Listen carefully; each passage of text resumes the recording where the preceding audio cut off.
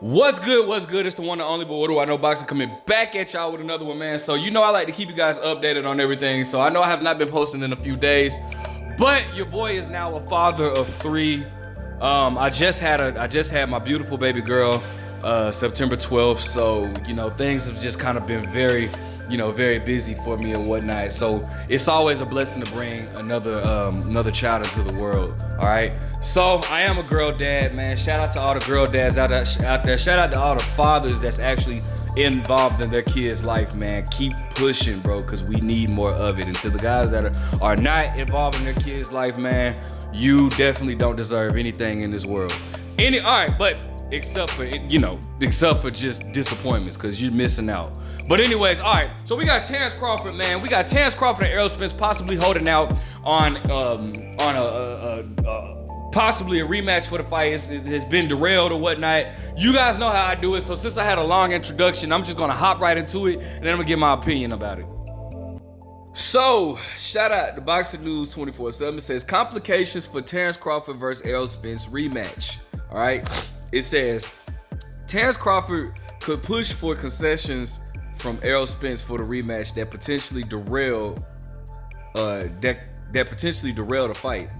There's the potential that Terence Crawford, who has the record of 40-0 with 31 knockouts, could ask for a bigger purse split than what is spelled out in the rematch clause to increase the weight to 154, where Spence, who has the record of 28-1 with 22 knockouts, wants to be and needs it to be for him not to be weight drained.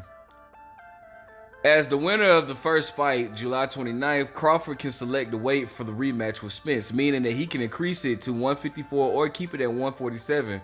And there's nothing that Errol can do about it. And the reason why, for you guys that don't know, the reason why that's possible is because Terence Crawford is now the A side. Terence Crawford won the fight. You know, he has all the belts, even though the belts would be irrelevant if they fought above 147, because at that particular time, anything above 147 and below 154 is considered super welterweight or a junior middleweight. So the belts would really mean nothing in this particular time. But we all know, considering the way the first fight went, that makes Terence Crawford the A side. So if Spence wants and needs the weight to be increased to 154, Crawford could grant him his wish in return for a large purse split. And for y'all I'm breaking that down too, for y'all that don't know, that's the negotiation tactic. Like, all right, cool. If you want the weight to be at 154, instead of me getting 60%, I want 65%, or I want 70% of the split. That's how negotiation works. If Spence refuses, the rematch won't happen. Crawford will move on and fight whoever. The problem that Crawford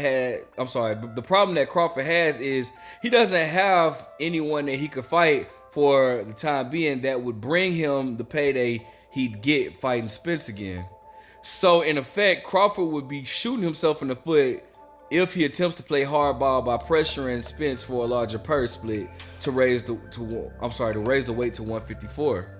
Crawford has already said that he won't fight Jerron Boots Ennis and Keith Thurman, which is foolish given that he can make more money fighting them than anyone at 154. Apart from Jermell Charlo, who could be busy for a while if he successfully defeats Canelo Alvarez on the 30th, September 30th.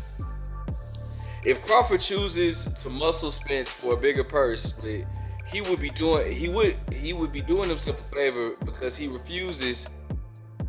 So he would be doing himself a favor because if he refuses, he can move on to rebuild his career at 154, 160, or 168.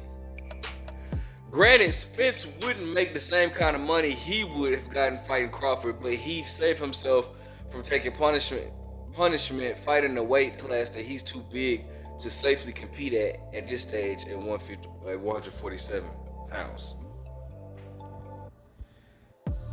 There are complications for this rematch between Spence and Crawford.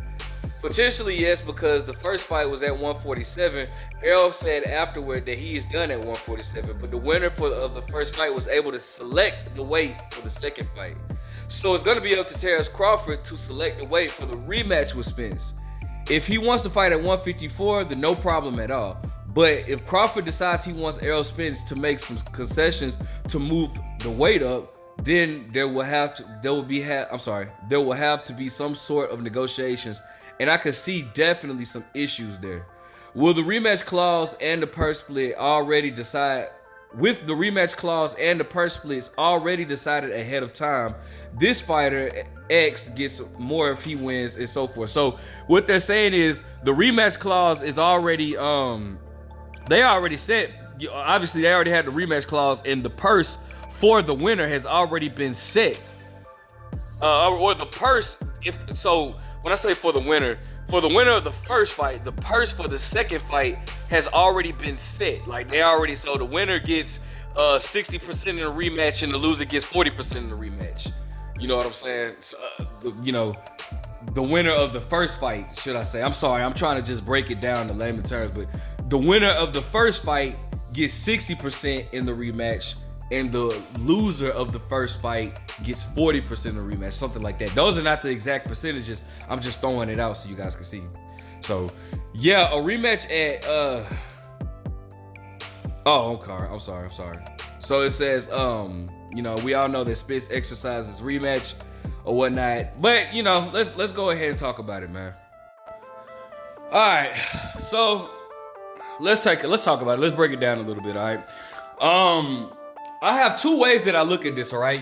Anybody that knows me, I always try to look at things through other people's perspective. I feel like the world, if everybody could come to an understanding, the world would be just an easier place to live in, all right? All right, so the first way I'm gonna come at it is, I get what Terence Crawford is doing as far as wanting to fight, because it's possible, from what is being rumored, that it's possible that Terence Crawford is trying to get the fight at the catchweight of 149, right? And I can understand his mindset, more so looking at it like, okay, hey, don't get it twisted. Like, I respect Errol Spence, but the PBC and everybody gave me such a hard time while trying to make this fight or whatnot. Now it's my turn. The tables are turned. The ball is in my court now. I'm gonna give you guys hell. Like, nah, like, we gonna do it my way. I won the fight. We agreed to the terms for the rematch as far as what fighter makes what percentage, in the rematch clause being, I don't know if the rematch clause, they didn't state that the fight would be at 154, but the rematch clause happening, being activated, and me being able to address, I agreed to all that. So now you guys got to work with my way, all right? Work with my terms, my condition, this, that, and the third. Now, this is where it kind of gets confusing at, though. If Terence Crawford is asking it for what I was reading as well, is, like I said, Terence Crawford was wanting the fight to be at the catchweight of 149. Now, if with that being said, if that's the truth, no pun intended, but Errol Spence, it would be best for him to just move on with his career. But the thing that kind of makes it weird about that is Terence Crawford was just stating in the post conference that he already has a hard time making 147, and he wouldn't mind the rematch being at 154. Now, that's where things kind of get a little sticky at, because also Terence Crawford was just stating that he would be willing to move up to 168 to fight Canelo Alvarez. So if you're willing to move up to 168 to fight Canelo Alvarez, that's 3 freaking different weight classes that you're jumping past, like, or jumping to, should I say. So why would you not want the fight with Errol Spence to be at 154? Maybe they, and who knows? Anybody knows when you're negotiating something, especially like, you start, well, in this situation, you start low and then you negotiate your way up. But in most cases with numbers, you start high and you negotiate your way down. But who knows? He could just be throwing out 149 and then they may agree to 152 or something like that. I don't know, but I just found that kind of funny. And I know that Terence Crawford is only looking for big fights, and that's rightfully so. He deserves it. But you would just think that he wouldn't have an issue going up to 154 with just the recent interviews that he's been having or whatnot. So Listen, I mean, if people would even be interested in the rematch, I mean, I would, but you know, it's not gonna be like the first one. But regardless, that's my report for it, man. Let me know what you guys think. Make sure you guys like, comment, subscribe. Who do you feel is in the wrong? But what do I know?